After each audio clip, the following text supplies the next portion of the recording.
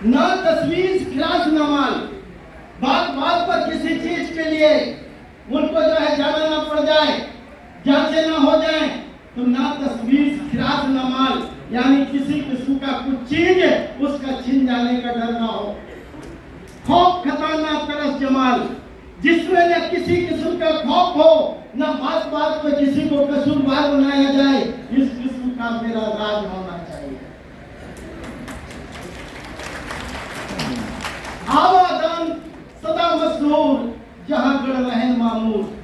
संत रविदास से रहते हैं कि हमेशा जो है इस देश के अंदर मेरे मित्रों, आज बहुजन समाज पार्टी को चलाने के लिए अगर बहन कुमारी मायावती जी या मानवर काशीराम साहब अपने जीवन काल में ये कहते थे कि भाई मुझे पार्टी चलानी है, तो मानवर साहब ने कहा था कि पहले नोट सिक्कों से तोलो। हम लोगों ने सिक्कों से तोला। बाद में मानवर साहब ने कहा कि हमको हमारी उम्र के बराबर नोट दो। लोगों ने मानवर साहब की उम्र के बराबर हजारों में नोट दिए। और बाद में मेरे मित्रों, अब बहन जी को उन्होंने फिर कहा कि इनके जन्मदिन को आर्थिक सहयोग दिवस के रूप में मनाओ। और बहन जी का जन्मदिन मेरे मित्रों आर्थिक सहयोग दिवस के रूप में मनाते हैं और सबको कहते हैं कि साल में एक बार केंद्र को चलाने के लिए अपनी क्षमता के मुताबिक दे दो। तो ये किसकी वाणी के कारण? संत रविदास कहते हैं आवादान सदा मशहूर, जहां कण बसे मामूर। यानी मेरे मित्रों, हमेशा दान देने की आदत होनी चाहिए। अगर निरंतर देते रहोगे तो बोलो सत्ता पर आसानी से हम पहुंच जाएंगे कि नहीं पहुंच जाएंगे? बोलो मेरे मित्रों, ये तो संत श्रोमणी गुरु रविदास साहब की वाणी के आधार पर परम पूज्य मानवर काशीराम साहब ने इस व्यवस्था को देने का काम किया है कि मुझे एक एक व्यक्ति के सहयोग से इस आंदोलन को चलाने का काम करना है। और आगे संत रविदास और कहते हैं कायम दायम सदा पातशाही, कायम दायम सदा पातशाही, तुम न सोम सब एक सुवाही।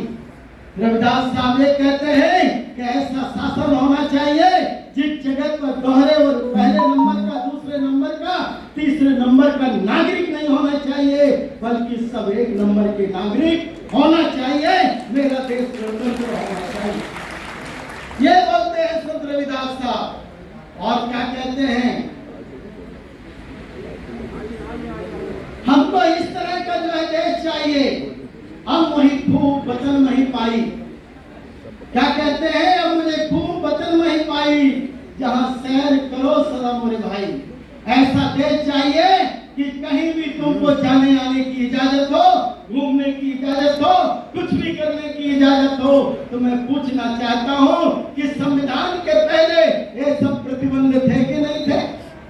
बोलो थे कि नहीं? लेकिन बाबा साहब अम्बेडकर ने संत शिरोमणि वाणी को ही लिख दिया। क्या बोले संत शिरोमणि? कि हम वही खूब वतन नहीं पाई, जहाँ सैर, हम वही ऐसा वतन चाहिए जहाँ सैर करो सदा मेरे भाई। कहीं भी घूमो फिरो, जिदा भी रहो। तो ये भारत का संविधान ने हमको आजादी देने का काम किया है, उसके पहले कोई आजादी नहीं थी। और संत रविदास लास्ट में क्या कहते हैं? अब संत रविदास साहब कहते हैं